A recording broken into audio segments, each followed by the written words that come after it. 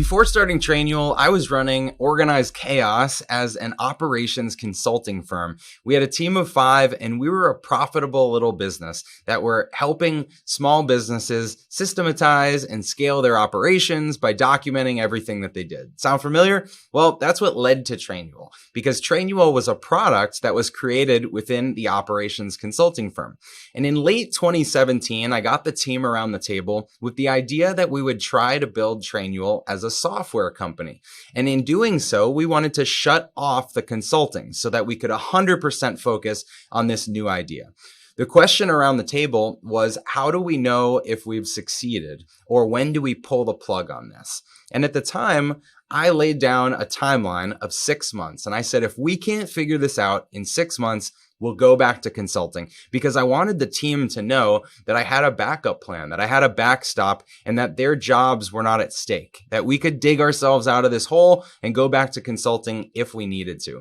But during that 6 months, I had to do 3 things to really figure out if this business was going to take off. So if you're building a business or getting a side project off the ground and you're wondering, when do I throw in the towel, or how do I just focus on this and be okay with it? Here's 3 ways that you can validate what you're doing. Number 1, you want to validate that people have this problem, a problem that you can solve. So for me, I got on hundreds of calls with small business owners and leaders talking about their inconsistent operations and how to make their businesses turnkey. And the question that I would ask them is, if I had a software where all of the how-tos in your business were organized in one place, would that solve a problem for you? And the resounding answer I kept getting was, yes, I need that. So I validated the problem. If you don't have a problem that you're solving for people, throw in the towel, move on, and go figure out another problem that you can solve. Because I've heard people pitch me on business ideas that didn't really seem to solve a problem. I didn't actually have a problem, so I wasn't interested in their business idea. So make sure that there are a lot of people that have the problem. Otherwise, you're just spinning your wheels. The next thing you want to validate is your pricing. So will people actually pay you money to solve this problem? And can the amount of money that they pay you actually sustain a business model?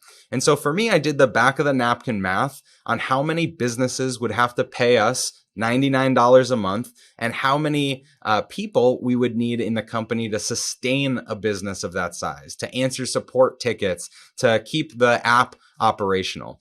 And so I went out to customers and started pitching them on that price, prospects, and said, would you pay $99 a month for this?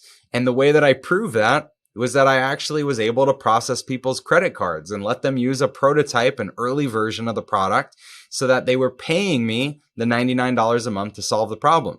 And I checked that box. Do the same thing with your customers. If you can't get people to actually exchange money to solve the problem, even with an early version or a duct tape together manual prototype of your product or service, then chances are you're not going to get this off the ground. Get people to pay you money, validate the pricing, and that you have a price point that is sustainable with some projections. And then the third thing you need to do is to validate the messaging. Can you scalably communicate that this solution you have solves this problem at this price point, and get people to raise their hand, opt in, or click buy without interacting with you? That's how you know you have something that can scale and be marketable. And for us, it was spinning up Google AdWords and Facebook ads with copy to get people to our website to sign up for a trial. And after about 4 months, we started getting cold trials, strangers that were signing up based on the messaging we had refined, the price point that we had tested, and the product that we had prototyped. And once we checked those 3 boxes, the whole team, my team, was ready to go all in on this business and not look back, not go back to consulting.